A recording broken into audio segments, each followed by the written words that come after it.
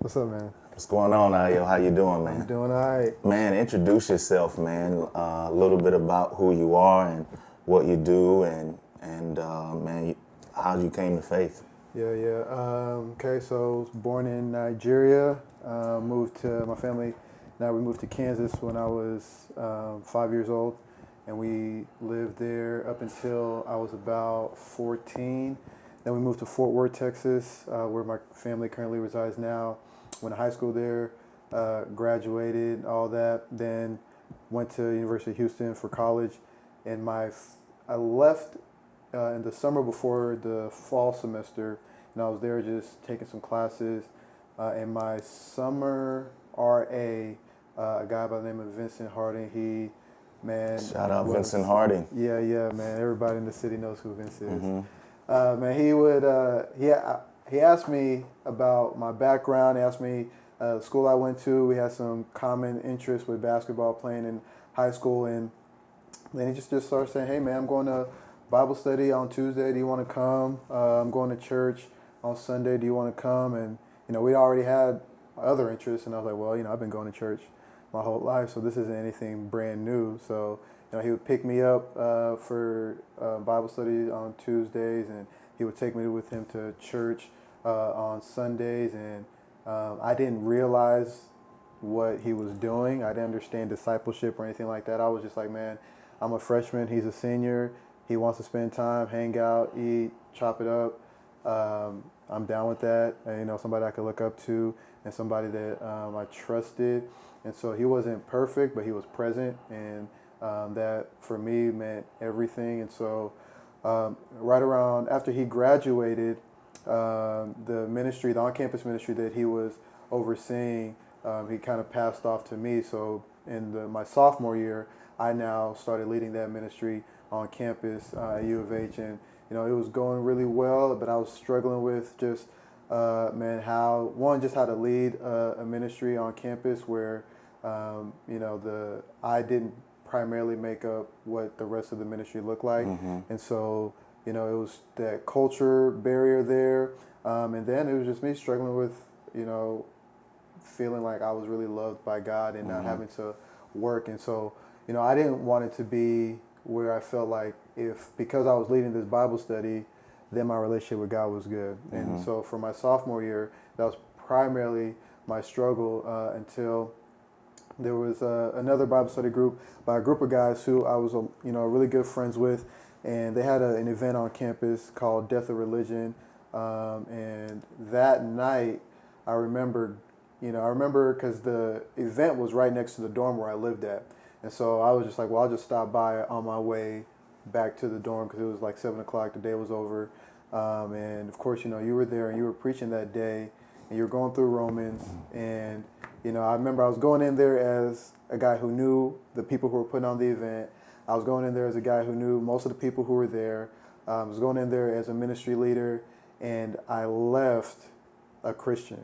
So during that, Amazing. hour and a half, and because I remember distinctly, even people that I'm really good friends with now who, responded to the message after you gave the invitation at the end. I remember seeing those people, and I remember thinking, man, I need to respond, but I don't want to walk up. Instead, I walked back to my dorm. And I remember being in my dorm room and just praying, just crying out to the Lord, like, if I was the only person that was on the face of the earth, I'm still in need of your salvation. And that night was crazy. I remember I shot you I don't know if that was when I was still on Facebook. I shot you a long Facebook message. I probably still have it. And then he told me to call you the next morning, so I called.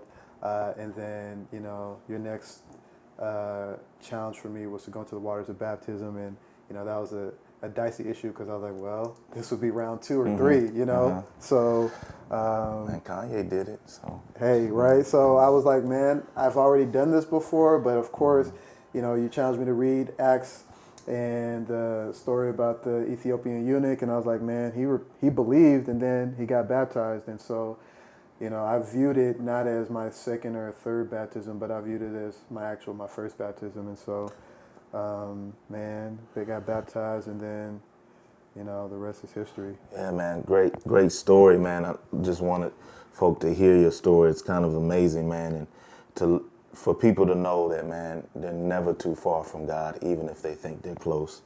Man, I just had a question, man. So you're speaking and putting on a workshop at the Hope For The Tre, May the 27th through the 29th, 2016. What are you going to bring? Snippet of your insights. I know you can't give everything right now, but just share a little bit with the people. What are you going? Yeah, so I'm going to be talking primarily about how to lead an effective MC on a college campus. And what's an MC, by the way? So an MC is a missional community.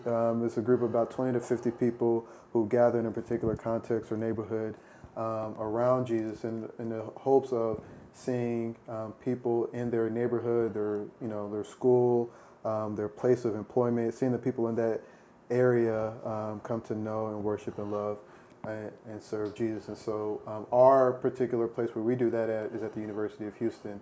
And in my talk for the Hope For The Tre conference, I just want to give people a big picture view of what it looks like to reach college students, because it's a little different because we don't run off of vacation days, we run off of semesters, right? And so what does it look like? Does it really make sense to try and do a whole bunch of stuff in the summer? Probably not. Does it really make a lot of sense to try to do a whole bunch of stuff, in between Christmas and the New Year's? Probably not, right? Because the students aren't there. And so what does it look like to try to maximize those 3 to 4 months in the fall, those 3 to 4 months in the spring, and how to invest in those leaders that regardless of when they graduate, wherever they go, whether they go do more education or whether they just start working or if they want to just go do full-time ministry, that your time with them was impacted in such a way that they don't leave and then they're done with God, or they just move into, my big heartbeat is that I just don't want students to move from, I was doing all this effective ministry while I was on campus, sharing my faith, reaching the lost, sharing the gospel, and then I graduated and now I go to work 40 days out the week, and my biggest thing is church on Sunday.